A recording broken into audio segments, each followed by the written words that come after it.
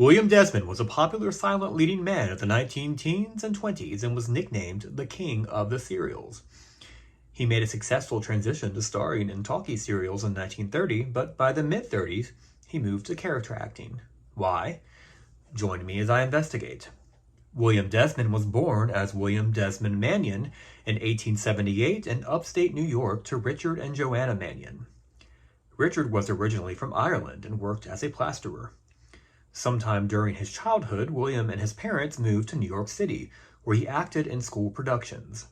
According to the 1900 census, he was initially in his father's plaster business, but perhaps was still acting on the side in vaudeville, because by 1904, he was acting full-time for producer Oliver Morosco, touring in stage productions on the West Coast for the next 6 years.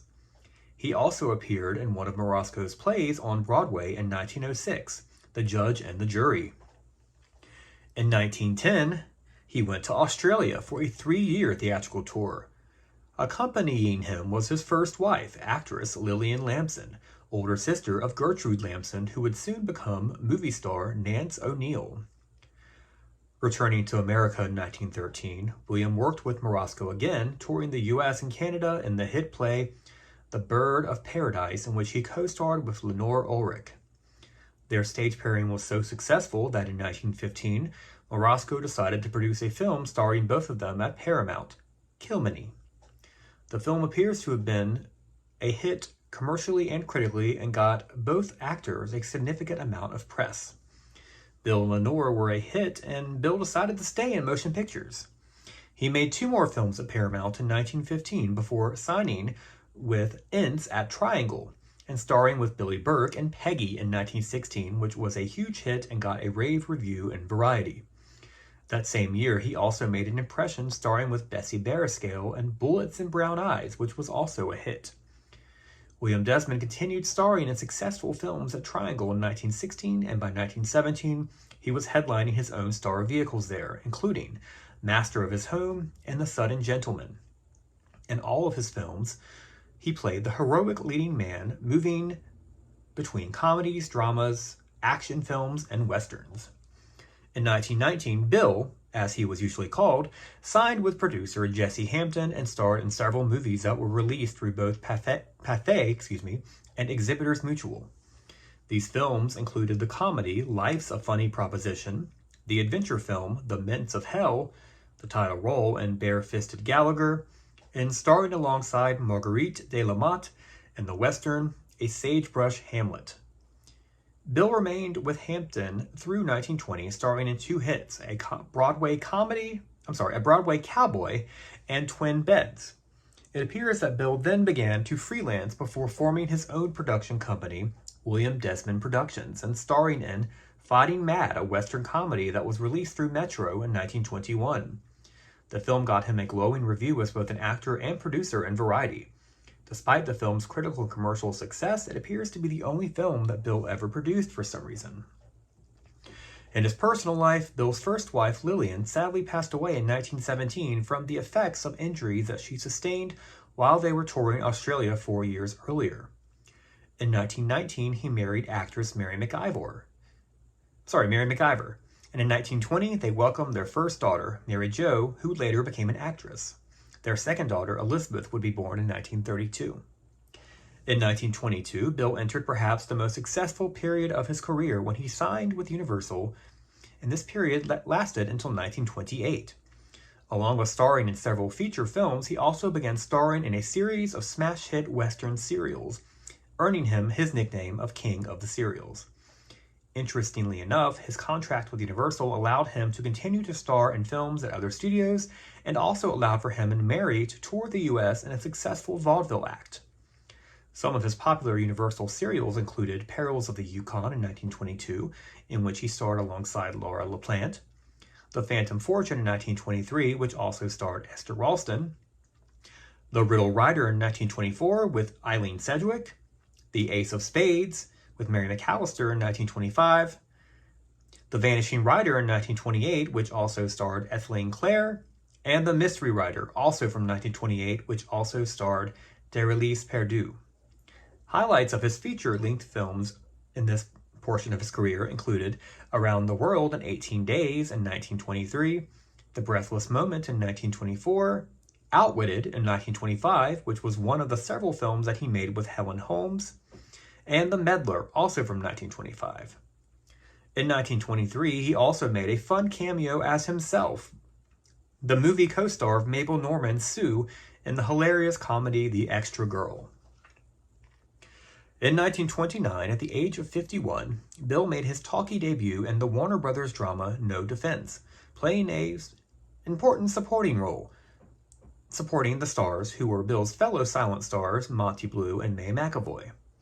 While this period of transition from silence to talkies was daunting for several silent actors, Bill had no problem with his stage-trained voice perfectly ready to be recorded.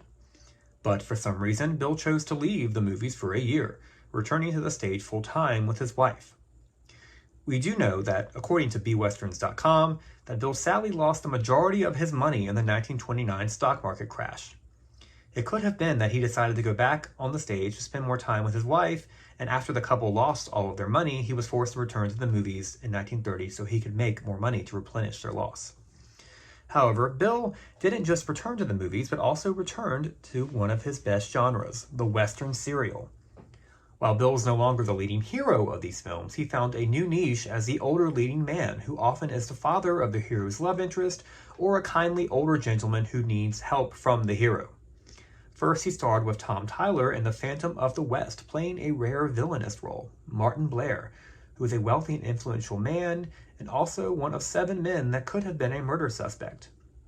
In 1931, Bill began making movies at Universal again, where he would continue to make movies throughout the end of his career a decade later. He starred with Tom Tyler again and Battling with Buffalo Bill as another town leader who, this time, was a good guy and father to the leading lady played by Lucille Brown. A similar role followed in Heroes of the West in 1932, also at Universal.